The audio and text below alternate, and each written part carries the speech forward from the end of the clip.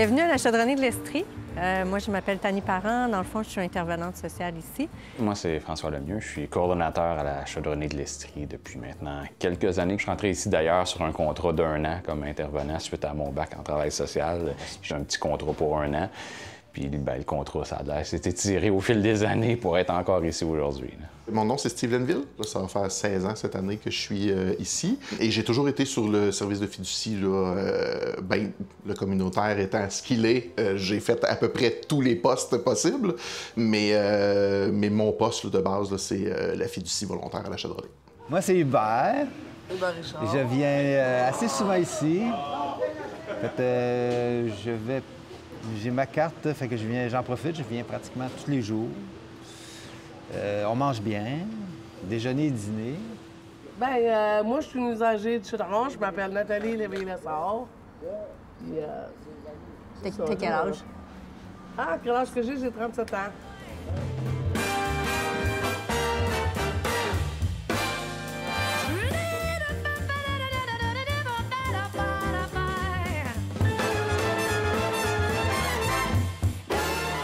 Dans le fond, la Chaudronnerie de l'Estrie, c'est une soupe populaire. En priorité, là, notre mission, c'est d'offrir déjeuner, dîner à la semaine, donc du lundi au vendredi, à des gens qui sont quand même en situation d'assez grande précarité, mais c'est pas l'ensemble de notre clientèle.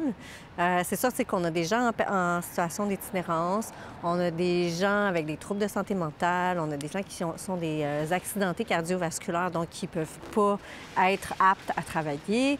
Puis dans la précarité, c'est pas juste des itinérants aussi, on a des gens avec des logements là, qui viennent. C'est sûr qu'étant donné qu'on est ouvert du lundi au vendredi, on a moins des travailleurs. C'est vrai que ça ressemble plus à une clientèle qui est sur l'aide sociale, majoritairement, ou sur des rentes, là, des pensions de vieillesse. Dans les dernières années, là, au niveau du service d'intervention, on est autour de 15 à 20 de 18-30 ans, je dirais, là, qui fréquentent la ressource. La porte est ouverte, tu viens. Fait que c'est sûr que oui, il y a beaucoup de gens qui nous réfèrent des gens ici, des gens des fois qui arrivent de Montréal, débarquent au terminus, et de Bouche-à-Oreille, pointe-toi à Chaudronnerie, ils vont t'aider. Ou on a la prison pas loin, des fois, c'est « Hey, félicitations, t'as une bonne conduite, tu sors aujourd'hui, donne le petit sac, ça n'a pas trop où aller, bien, ils aboutissent ici, puis là, nous, on le prend en charge, puis on l'accompagne un peu. » Fait que des fois, des sorties d'institutions comme ça qu'on prend en charge. Beaucoup des consommateurs aussi. Et on a beaucoup de personnes âgées aussi qui viennent... il y a beaucoup de gens qui viennent, en fait, brisoler l'isolement, simplement. Bien, c'est né d'un besoin de la communauté. À l'époque, dans les années 80, l'aide sociale avait comme mentalité, pour les moins de 30 ans, t'es beau, t'es jeune, t'es capable, va te trouver de la job. Fait qu'il y avait juste un petit chèque d'aide sociale. Fait que les gens appelaient un peu partout dans les paroisses, appelaient dans différents organismes, au CLSC, en disant « Hey, on a faim, on a besoin, j'arrive plus à payer le loyer, tout ça. Écoute, l'aide sociale me donne pas assez, j'ai beau essayer de vouloir me trouver de l'emploi. » Fait que les gens se sont rencontrés à un moment donné, puis il y avait des communautés religieuses, services budgétaires populaires, mouvement des chômeurs, bref, plusieurs groupes se sont réunis. Puis ils ont dit, il y a un besoin, on va aller l'explorer. Fait qu'ils ont offert un premier repas gratuit. Écoute, ça a été la salle comble, plein. Fait que là, ils ont dit, oups, là, on tient un filon, il y a un besoin là auquel il faut répondre. C'est le premier repas qui a été servi, c'est en novembre 82. Mars 83, c'était incorporé. Et là, on lançait la grande aventure de la Chaudronnerie pour répondre principalement à ces besoins-là. Puis c'est ça, en 99, on a fait l'achat du bâtiment du 470 Bowen Sud. La Chaudronnerie est située quand même proche du centre-ville. À côté de l'Hôtel-Dieu, on est très proche de plusieurs ressources, dont Estriaide, le CLSC Camiran, ma cabane, qui est vraiment au coin de la rue aussi. Ce qui fait que c'est sûr que les gens nous disent qu'ils trouvent qu'ils marchent beaucoup, ceux qui sont à pied, mais c'est quand même assez bien centralisé pour répondre aux ressources et aux besoins de base des personnes qui sont en extrême précarité. C'est beaucoup de références. Comme je dis souvent, nous, à la Chaudronnerie, on a une grande porte ouverte sur la rue. Il n'y a pas de critère d'accès, à part donner ton nom à l'accueil, puis si tu veux pas le donner, donne un surnom, puis c'est bien correct. Fait que souvent, les gens, c'est leur premier pas, de dire « j'ai faim, je viens manger », puis après ça, nous, on va référer. Aussi, on a viré aussi vers l'éducation populaire autonome beaucoup aussi, des cafés-rencontres, des choses comme ça. On se rendait compte que, regarde, vous êtes plusieurs à vivre une situation, peut-on se mettre ensemble puis essayer de changer la donne, ou peut-on mettre des pressions politiques ou des choses comme ça? C'est là aussi qu'au fil du temps, il y a eu des comités, il y a eu des actions, des mobilisations. On a mis en place, c'est ça, nos cafés-rencontres, où souvent, c'est des organismes de la communauté qui viennent présenter leurs services. L'intervenant de l'organisme est ici sur place, présente ce qu'il fait. Le premier contact souvent se fait. Après ça, c'est plus simple d'aller au bureau. On n'a pas beaucoup de temps pour faire de l'accueil psychosocial, pour être assis avec les gens, pour faire des suivis. C'est pas nécessairement le genre d'intervention qu'on fait. On fait plus de l'intervention d'urgence, de dépannage. Ça, c'est un beau centre. Les gens peuvent venir ici utiliser notre adresse quand ils se retrouvent en situation d'itinérance. Donc, ils peuvent recevoir leur chèque d'aide sociale. On les accompagne des fois dans leurs démarches qui sont assez complexes quand on parle des démarches de « OK, j'ai perdu ma carte d'assurance maladie. OK, j'ai perdu mes cartes d'identité. J'ai plus ma carte de guichet. Qu'est-ce que je fais? Là, j'ai un problème avec l'aide sociale. » Puis, tu sais, des fois, c'est comme trop pour eux, là, toute cette complexité-là. Ici, il n'y a pas de système de filtration. C'est vraiment un espace qui est ouvert à tous, sans jugement. On ne regarde pas c'est quoi la source des revenus des personnes. On n'évalue pas si ils méritent ou quoi que ce soit de venir utiliser nos services. C'est sûr qu'on est de base, notre mission, c'est de pallier à l'insécurité alimentaire, mais on sait qu'on a aussi un autre volet qui est de pallier à la solitude, puis de créer des liens, créer du tissu social. On cherche vraiment à créer une communauté. Ici, c'est pas juste, tiens, on te nourrit. Par l'entremise, justement, des activités qu'on fait d'éducation populaire autonome, des cafés-rencontres. Au fil des ans, les services se sont ajoutés parce qu'au départ, c'était vraiment juste des repas. Ce qu'on me disait aussi au départ, des fois, les repas, c'était comme on ramasse ce qu'on peut aussi en termes de nourriture. Puis à un moment donné, au fil du temps aussi, il y a eu des associations avec Moisson Estrie qui là, s'est mis à nous fournir de la nourriture pour assurer une base aussi, les budgets qui ont bougé, etc. Ça fait que là, ça a augmenté du point de vue de la qualité de nourriture pour assurer un certain standard minimum de nourriture pour pouvoir offrir aux gens. Autrefois, les premières années, c'était gratuit. Et à un moment donné, les membres ont dit « Ouais, mais on pourrait instaurer une carte repas, qu'on paierait un petit montant. » Fait que c'est là que la carte est arrivée. Carte à 10 donc $1 par jour si tu prends ta carte à 10 etc. C'était vraiment une somme vraiment symbolique et qui est restée le même depuis l'instauration. Puis ce qui est intéressant, c'est que c'est pas nécessairement le CA ou l'organisation qui est arrivé en disant « On va demander de l'argent pour remplir nos coffres ». C'est vraiment les gens qui ont dit faut se responsabiliser. Tu es capable d'aller quêter une pièce à quelque part ou te gratter un petit peu d'argent ou de donner un montant au début de mois quand tu as ton chèque en disant « Je vais le donner, je vais être correct pour mon mois ». Ils vont passer au bureau d'accueil. Au niveau des paiements, ils ont 3 choix. Soit qu'ils payent à la journée. Donc, à la journée, c'est 2 $. Ça inclut le déjeuner-dîner. Soit qu'ils achètent une carte à 10 qu'on appelle parce que ça coûte 10 $, puis ils peuvent venir 10 fois. Donc, ça leur revient à 1 $ par jour. Ou ils peuvent payer pour le mois. C'est une carte mensuelle, c'est 20 $. T'sais, nous autres, on a un organisme qui fonctionne à coût de subvention. C'est pas mal ces subventions-là qui nous font vivre parce que c'est pas 2 $ par jour. Je sais pas c'est quand la dernière fois que tu es allé au restaurant, là, mais les gens peuvent soit garder leur carte sur eux ou la déposer dans le cartable. On a toujours des bénévoles à l'accueil qui sont là pour accueillir les gens. Ils prennent le nom, puis ils font le paiement. C'est les seules informations qu'on leur demande à l'accueil. Par la suite, ils vont suivre les petites lignes dans la salle à manger ici. Puis ils vont aller chercher leur cabaret au comptoir. Après, ils vont manger, ils s'assoient avec leur monde, ils jasent, ils viennent débarrasser. Souvent, entre le déjeuner et le dîner, ils vont rester. Quand il fait beau, bien, on a tout le terrain à l'extérieur qui peuvent profiter. Puis après ça, nous, on ferme à 1 h. Donc, on est ouvert officiellement de 8h30 à 1 h.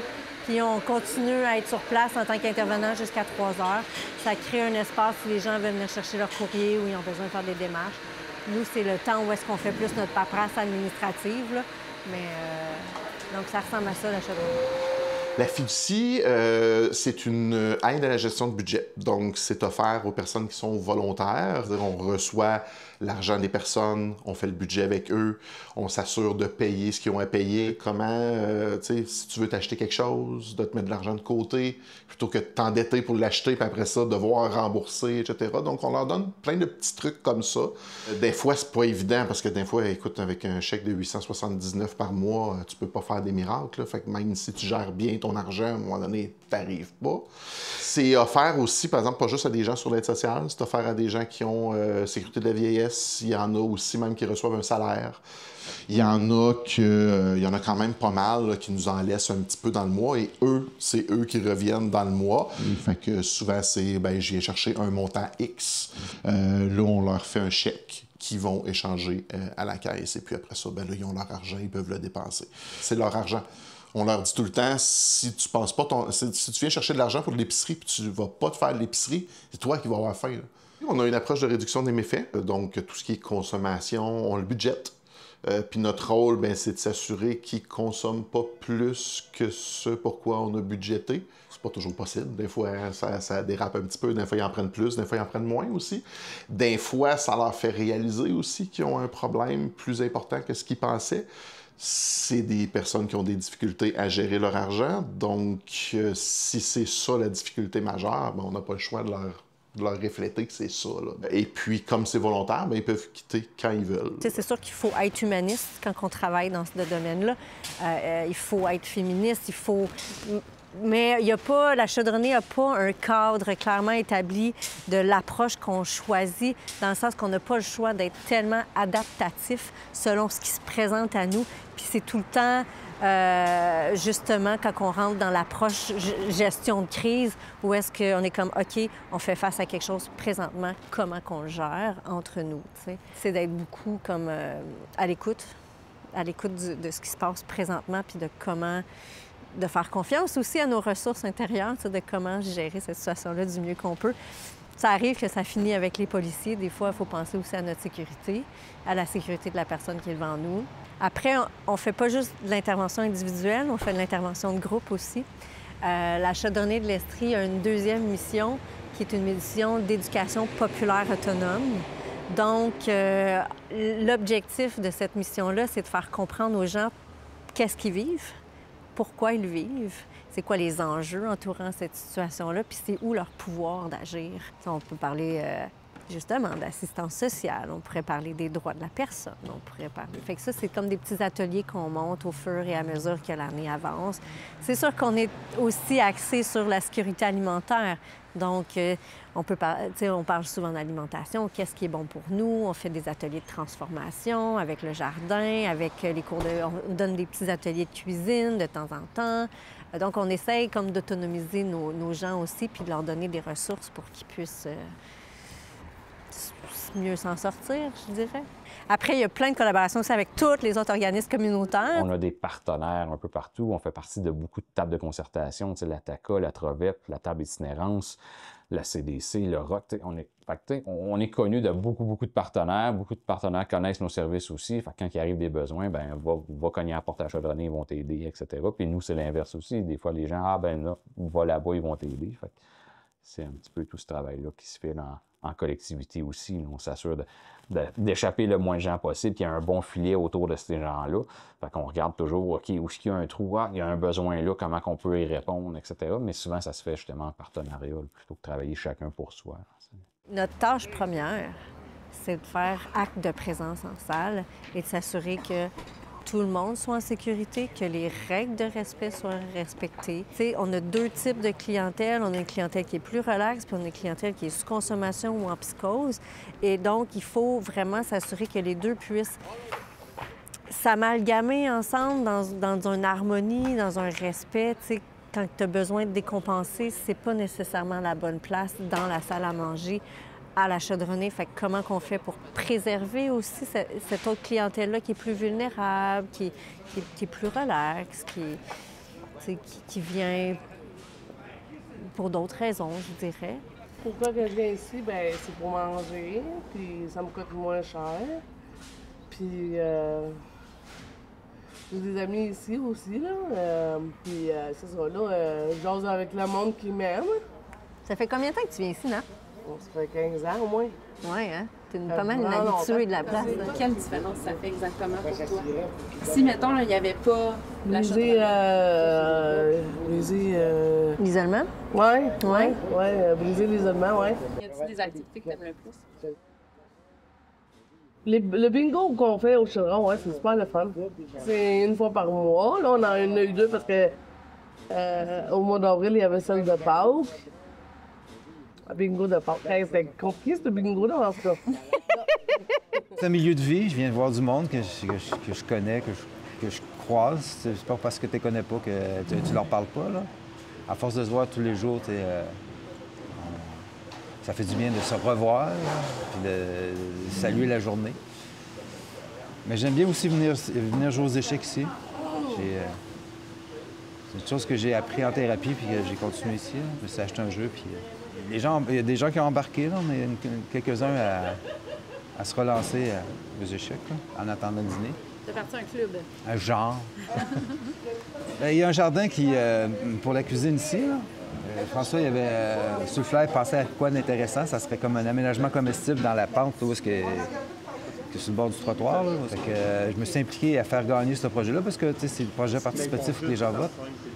Fait qu'on a eu la subvention, puis on a été planté ça l'année passée. J'étais un peu comme le parrain du projet. Mais comme tu vois, il y avait des couilles à faire planter, puis il y a quelqu'un ici qui fait ses travaux, puis il fait tellement bien ça, tout en dehors, en train de travailler, puis les kiwis se sont plantés tout seuls.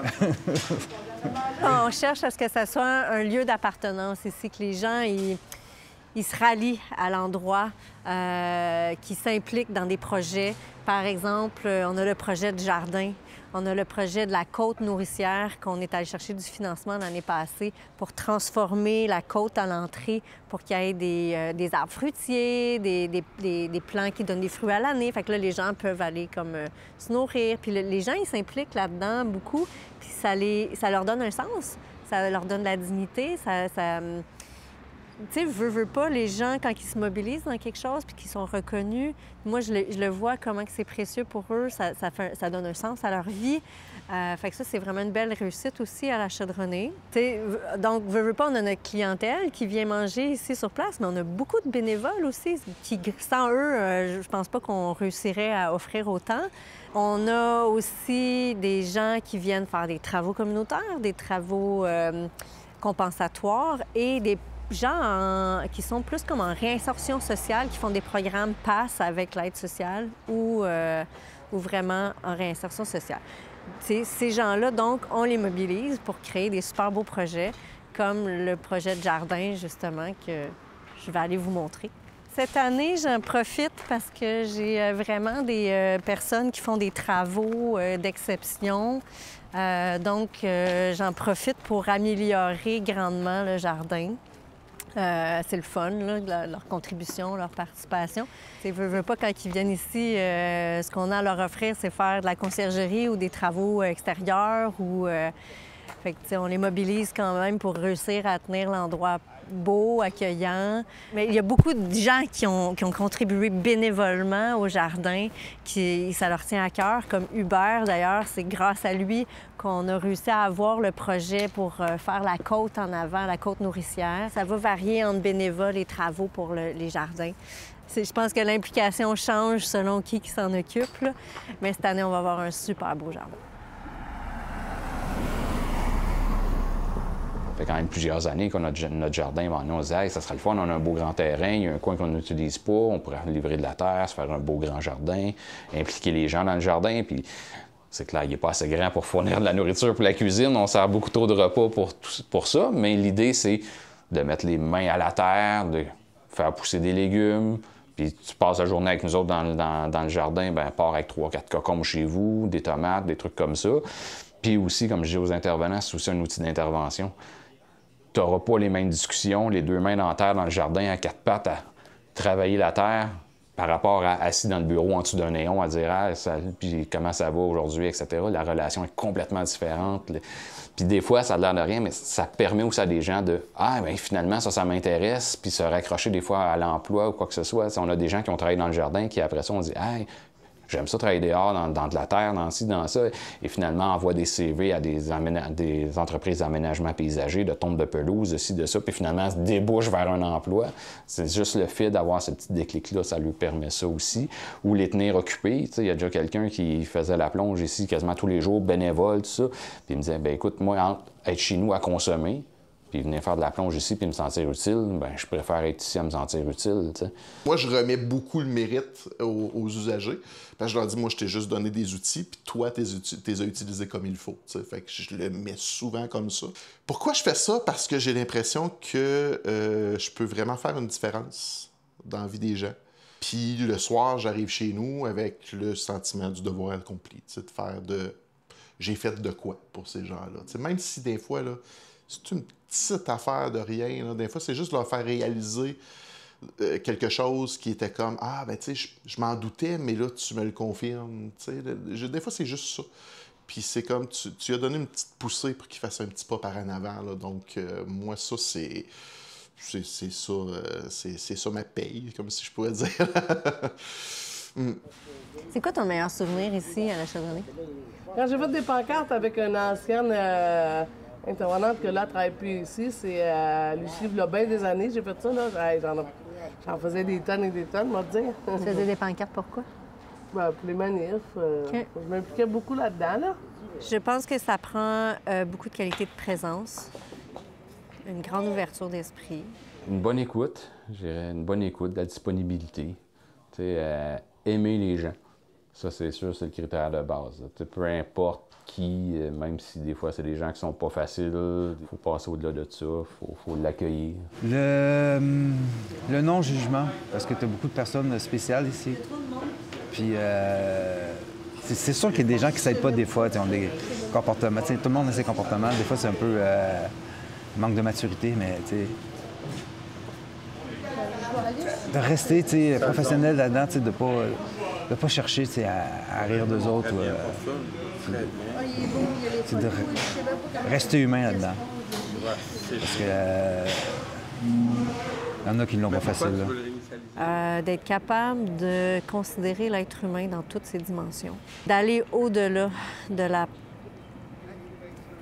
la problématique actuelle pour comprendre l'ensemble du tableau. Avoir une bonne écoute, donner un bon soutien, je te dirais. Ouais. C'est quoi un bon soutien pour toi? Oui, un bon soutien, question que je sais même pas. C'est quoi un bon soutien pour moi, tu penses? Bien, quand tu as besoin d'aide, on est là pour toi. On t'aide. Oui, c'est vrai, ça. Faire tes démarches ou parler de tes problèmes quand tu fais des grosses choses. Ouais. Tu peux venir nous voir, tu sais que tu peux nous faire confiance. D'empathie, puis de désir d'être avec l'être humain, là.